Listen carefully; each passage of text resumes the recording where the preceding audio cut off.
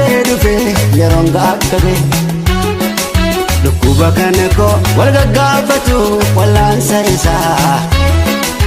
angaruu ta'ee yommuun ilaalu si furmaan isaa rakkoon mul'atee namatti argamullee sossobbii qabaa keessa garuu namni nu hubatu nageenya sarbaa naaf taatee mana barumsaa ani kan kee ta'uutu na boonsa ani kan kee ta'uutu na boonsa maqaan kee abjuu dhugoomsa.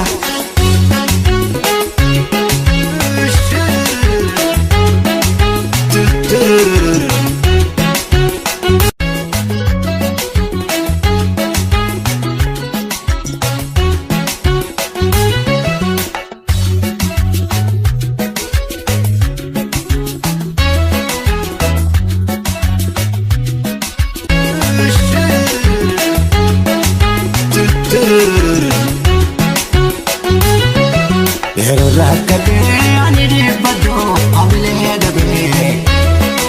si malee eenyu kan dafee dhufee yeroon gaakkabee dhukkuba kana koo wal gaggaafatu wallaansa isaa angaruu ta'ee yommuun ilaalu si furmaan isaa rakkoon mul'atee namatti argamullee sossobbii qabaa keessa garuu namni nu hubatu nageenya sarbaa naaf taatee mana barumsaa ani kan kee ta'uutu na boonsa ani kan kee ta'uutu na boonsa maqaan kee abjuu dhugoomsa.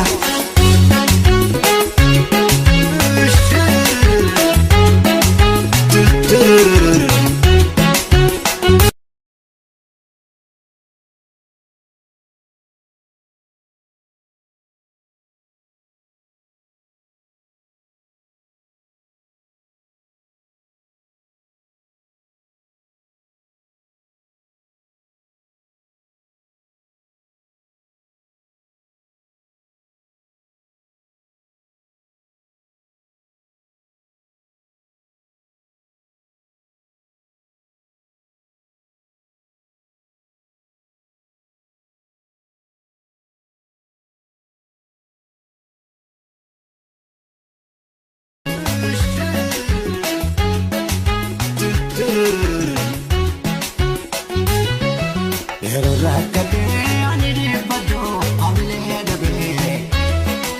si malee eenyu kan dafee dhufee yeroon gaakkabee dhukkuba kana koo wal gaggaafatu wallaansa isaa angaruu ta'ee yommuun ilaalu si furmaan isaa rakkoon mul'atee namatti argamullee sossobbii qabaa keessa garuu namni nu hubatu nageenya sarbaa naaf taatee mana barumsaa ani kan kee ta'uutu na boonsa ani kan kee ta'uutu na boonsa maqaan kee abjuu dhugoomsa.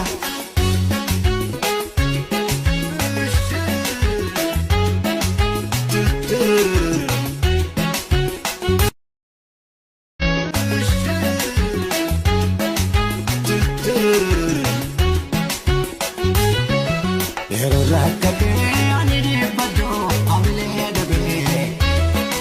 si malee eenyu kan dafee dhufee yeroon gaakkabee